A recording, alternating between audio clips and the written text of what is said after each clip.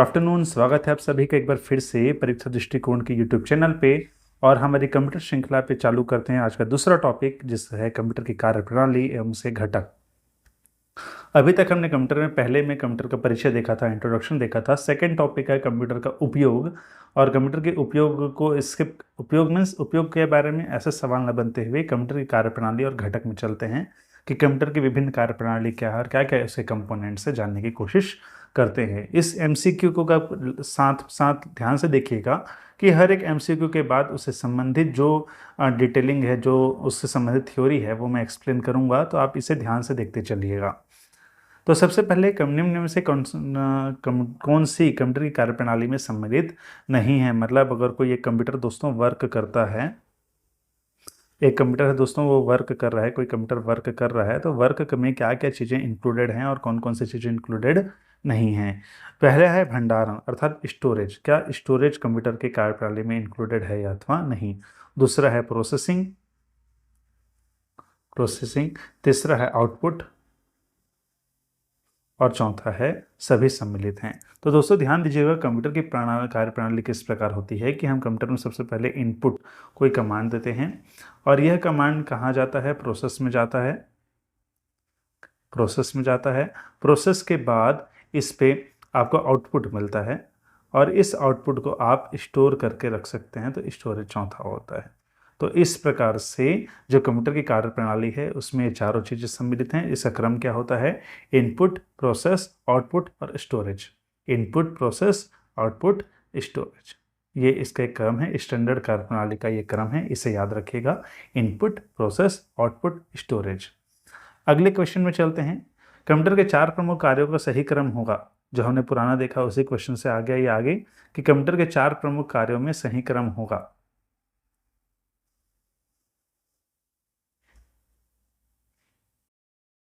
तो इसका सही क्रम क्या होगा, तो आपको अभी लास्ट क्वेश्चन में हमने किया कि इनपुट, प्रोसेस, आउटपुट, स्टोरेज। सही उत्तर क्या है, इनपुट होगा, इनपुट के बाद प्रोसेस होगा, प्रोसेस के बाद आउटपुट और स्टोरेज।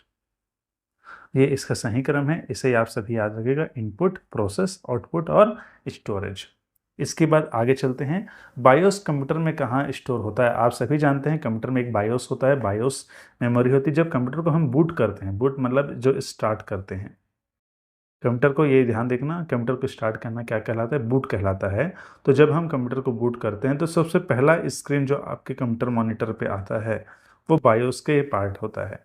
और इसमें देखिएगा आपको दो आएगा, या तो किसी के सिस्टम में आएगा press F11 to enter BIOS, या press F9 to enter BIOS, या press F1 to enter help. इस तरीके से चीज़ें नीचे क्या करती हैं, फ्लैश करती हैं। तो बूट के समय जो पहला स्क्रीन आता है वो क्या है, बायोस का स्क्रीन है। कौन सा स्क्रीन है, बायोस का स्क्रीन है। तो इस बायोस कंप्यूटर में कहाँ स्थित होता है, बायोस रैम में होता है, रोम में होता है, या ईपी रोम में होता है। क्या है ये बायोस, किस में होता है, ये आपको बताना है। तो इसका सही उत्तर है दोस्तों रोम में, read only memory. Read only memory. BIOS क्या होता है, एक सॉफ्टवेयर है जो कंप्यूटर मैन्युफैक्चरर क्या है, कंप्यूटर को बेसिक ऑपरेशन के लिए उसमें डाला जाता है। कंप्यूटर के बेसिक ऑपरेशन के लिए किसके द्वारा डाला जाता है, जो मैन्युफैक्चरर है उसके द्वारा डाला जाता है। और ये रोम में होता है। ये बहुत इसेंशियल सॉफ्टवेयर है, इसेंशियल कोडिंग है जो होना रोम सॉफ्टवेयर पीसी में आवश्यक है। अगर इस किसी पीसी का बायोस उड़ा देते हैं तो आप उस पीसी को दोबारा उसमें कोई सॉफ्टवेयर डालने में या उसमें कोई ऑपरेटिंग सिस्टम डालने में उपयोग आप नहीं कर पाएंगे। तो बायोस बहुत इंपॉर्टेंट है। और ये बायोस कहाँ होता है, रोम में होता है, रोम में स्टोर होता है। तो ये ध्यान रखिएगा आप सभी। इसके बाद अगला चलते हैं। निम्नलिखित में से प्राथमिक मेमोरी का उदाहरण नहीं है। कौन ऐसा है जो प्राथमिक मेमोरी का उदाहरण नहीं है। रैम है, कैश है, रोम है और एसएसडी है। तो कौन सी इसमें प्राथमिक मेमोरी का उदाहरण नहीं है। दोस्तों ध्यान दीजिएगा, प्राथमिक मेमोरी वो मेमोरी होती है जो कंप्यूटर के सीपीयू से कनेक्टेड होती है और जिसका उपयोग सीपीयू प्रोसेसिंग होती करता है। मतलब इस मेमोरी में क्या होता है, प्रोसेसिंग के लिए इस मेमोरी का उपयोग होता है प्राथमिक मेमोरी। प्राइमरी मेमोरी इंग्लिश में बोला जाता है। तो इसका उपयोग किस लिए होता है, प्रोसेसिंग के लिए किया जाता है। तो आपको ये बताने की प्राइमरी मेमोरी का उदाहरण इनमें से कौन नहीं है। तो ये ध्यान दीजिएगा, एसएसडी जो होता है वो प्राइमरी मेमोरी का उदाहरण नहीं है। एसएसडी अर्थात solid state drive, hard disk drive, disk drive, जिसे आप सीडी बोल सकते हैं, डीवीडी, ये सभी किसके पार्ट हैं? ये सभी सेकेंडरी स्टोरेज के पार्ट हैं। ये कैसे स्टोरेज है? सेकेंडरी स्टोरेज के पार्ट हैं। रैम, रोम और कैश मेमोरी किसके पार्ट हैं? प्राइमरी मेमोरी के पार्ट हैं, याद रखिएगा। इसके बाद अगला सवाल चलते हैं, सभी प्राथमिक मेमोरी में सर्वाधिक तीव्र है। अभी हमने देखा कि अलग अलग प्राइमरी मेमोरी होती है, तो इन प्राइमरी मेमोरीज में जो सबसे तीव्र गति की प्राइमरी मेमोरी किसकी है, तो ये हमें बताना है। तो ध्यान दीजिएगा, इसका सही उत्तर रजिस्टर्स, जो रजिस्टर्स, मेमोरी रजिस्टर्स होते हैं, ये सबसे ज़्यादा तीव्र गति के होते हैं। सीपीयू क्या होता है दोस्तों? जब भी हम कोई कैलकुलेशन करते हैं, इसका एक्सप्लेनेशन देखिएगा। जब भी हम कंप्यूटर में सीपीयू क्या करता है? प्रोसेस करता है। तो प्रोसेस करने के लिए जो भी कमांड या जो भी डेटा है, ये सीपीयू सबसे पहले किससे लेता है? रजिस्टर से लेता है। रजिस्टर किससे लेता है? कैश मेमोरी से लेता है। और कैश मेमोरी किससे लेता है? रैम से लेता है। और रैम किससे लेता है? सेकेंडरी स्टोरेज से लेता है। तो ये है। तो सबसे ज़्यादा फास्ट कौन है? रजिस्टर्स होते हैं। उसके बाद फास्ट कौन होते हैं? Cache memory. कैश के बाद रैम फास्ट होता है, और उसके बाद सेकेंडरी स्टोरेज होता है।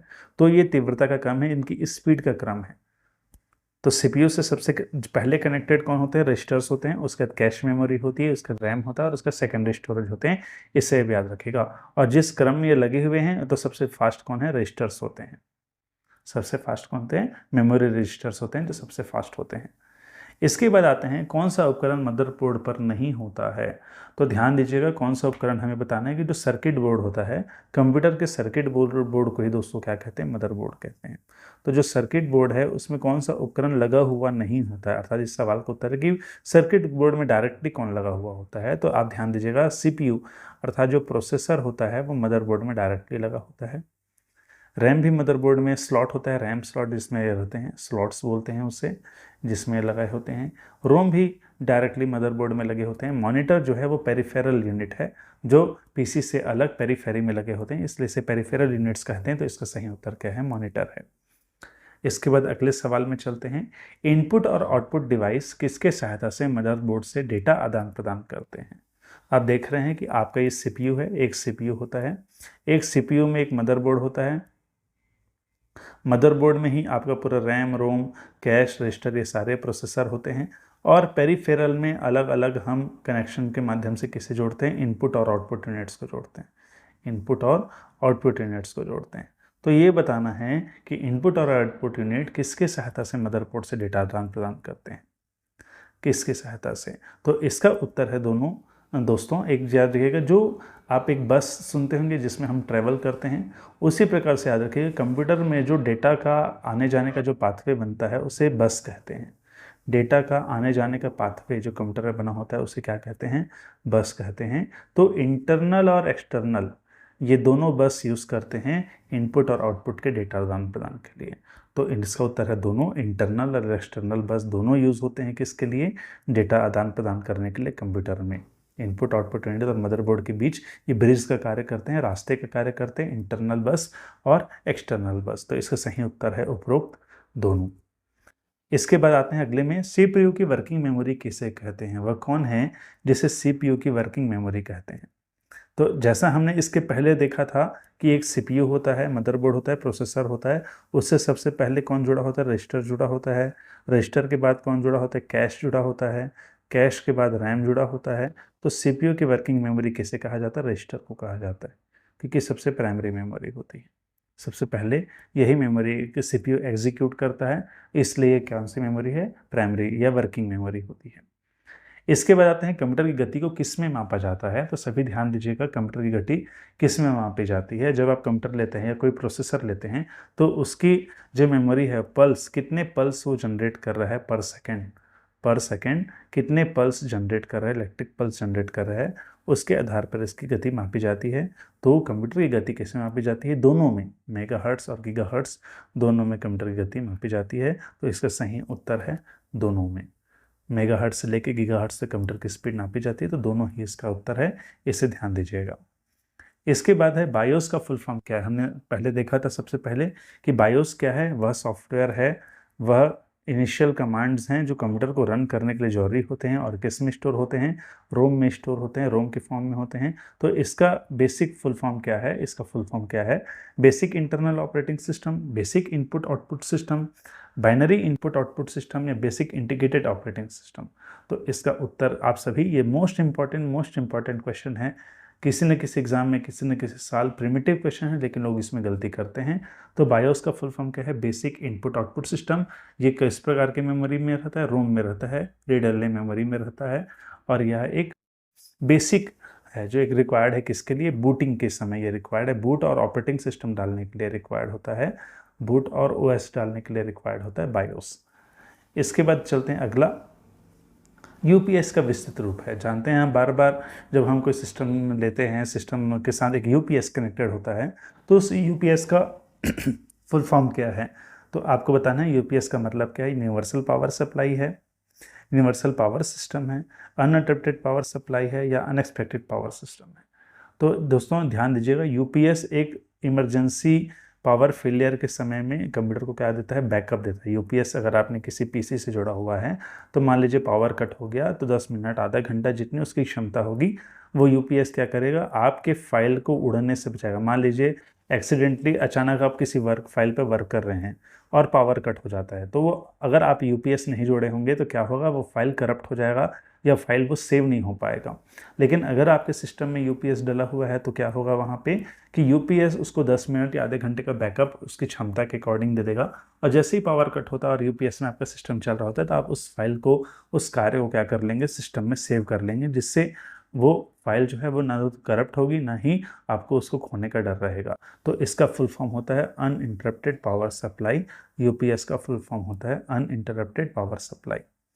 इसके बाद चलते हैं अगला, यूएसबी का विस्तृत रूप है। आप सभी रोज दैनिक जीवन में उपयोग करते हैं यूएसबी केबल, यूएसबी एसबी। तो ये यूएसबी का फुल फॉर्म क्या है, तो जैसे मैंने इसका बताइएगा कि इसका फुल फॉर्म क्या है, यूनिवर्सल सीरियल बस, यूनिवर्सल सेकेंडरी बस, यूनिवर्सल सिस्टम बस, ये यूनिट सिस्टम बस। नाम से तो स्पष्ट हो गया, सभी के आखिरी में बस जुड़ा हुआ है। अर्थात ये यूएसबी क्या करते हैं, मदरबोर्ड या पेरिफेरल्स, कंप्यूटर को पेरिफेरल से जोड़ने का कार्य करते हैं, मदरबोर्ड से जोड़ने का कार्य करते हैं। तो इसका फुल फॉर्म है दोस्तों यूनिवर्सल सीरियल बस। इसे याद रखिएगा, चूंकि यूनिवर्सल होता है, सभी में उपयोग होता है, इसलिए इसे यूनिवर्सल, क्रम में जुड़ता है इसलिए सीरियल, और कंप्यूटर के मदरबोर्ड से या सिस्टम से डेटा आदान प्रदान करने का माध्यम है, इसलिए इसे बस कहते हैं, यूनिवर्सल सीरियल बस यूएसबी का फुल फॉर्म है। यूएसबी के अलग अलग टाइप होते हैं। जो चौड़े प्रकार के पिन के आप यूएसबी देखते हैं उसे टाइप ए यूएसबी कहते हैं। जो नॉर्मली आप जिसमें हम, जैसे आप कीबोर्ड या माउस लगा रहे हैं पीसी में तो टाइप ए यूएसबी होता है। और जैसे मोबाइल चार्जर का जो बड़ा वाला प्लग होता है वो भी टाइप ए यूएसबी होता है। एक यूएसबी होता है टाइप सी यूएसबी, जो आज गोल वाले सॉकेट आते हैं वो टाइप सी यूएसबी होते हैं, type A USB, type C USB. एक होता है टाइप बी यूएसबी, जो टाइप, मैं कंफ्यूज हो रहा हूँ, एक और यूएसबी होता है जो प्रिंटर में कनेक्ट होता है, इससे मैं आपको अगले वीडियो में बताऊंगा। ये प्रिंटर के साथ कनेक्ट होता है। तो ये सभी यूएसबी के अलग अलग रूप हैं। तो यूएसबी का फुल फॉर्म क्या है, यूनिवर्सल सीरियल बस। ये था आज के क्वेश्चंस का वीडियो। आप हमें बताइएगा कि आपको कैसा लगा। कंप्यूटर का यह हमारा सेकंड क्लास का था। आगे आने वाले कंप्यूटर में होगा आगामी, मैं चाहूँगा कि अपने दोस्तों तक इस चैनल को बढ़ाएं, क्योंकि आगामी छात्रावास प्रबंधन की वीडियो भी हम इस चैनल पे जल्दी ही अपलोड करेंगे। जैसे ही समय और प्राप्त होता है तो ये छात्रावास प्रबंधन का वीडियो भी इस चैनल पे आएगा। इसके साथ ही साथ योग के ऊपर जो टॉपिक हमारे सिलेबस में डाला हुआ है उसका भी सिलेबस में वीडियो आएगा। और कुछ मित्रों ने एक FAQ पोस्ट किया, मुझे एक क्वेश्चन डाला है कि सर मेंस के साथ वार्डन की परीक्षा की तैयारी कैसे कर सकते हैं, वो भी एक वीडियो हम बनाने वाले हैं। कुछ लोगों को मैथ्स के ऊपर दिक्कत हो रही है कि मैथ्स की प्रैक्टिस कर रहे हैं सर, पर वो कॉन्फिडेंस नहीं आ रहा है मैथ्स के ऊपर, तो इसका भी इंट्रोडक्टरी वीडियो कि किस प्रकार मैथ्स को आप अच्छा कर सकते हैं, ये भी हमारे चैनल पे आने वाला है। तो आप सभी से निवेदन है, अनुरोध है कि अपने दोस्तों से साझा कीजिए, शेयर कीजिए, लाइक कीजिए, सब्सक्राइब कीजिए, ताकि जो मेहनत हम कर रहे हैं, समय निकाल के जो भी मेहनत कर रहे हैं, उससे हम भी प्रोत्साहित हों, आगे बढ़ें। और आगामी कंप्यूटर वीडियो के साथ मैं जल्दी मिलूंगा आपसे। कोई भी सुझाव, शिकायत या फिर कोई सजेशंस हों तो आप मुझे टेलीग्राम पे या फिर इस कमेंट के नीचे में आप दे सकते हैं। धन्यवाद। पढ़ते रहिए, आगे बढ़ते रहिए। Thank you so much.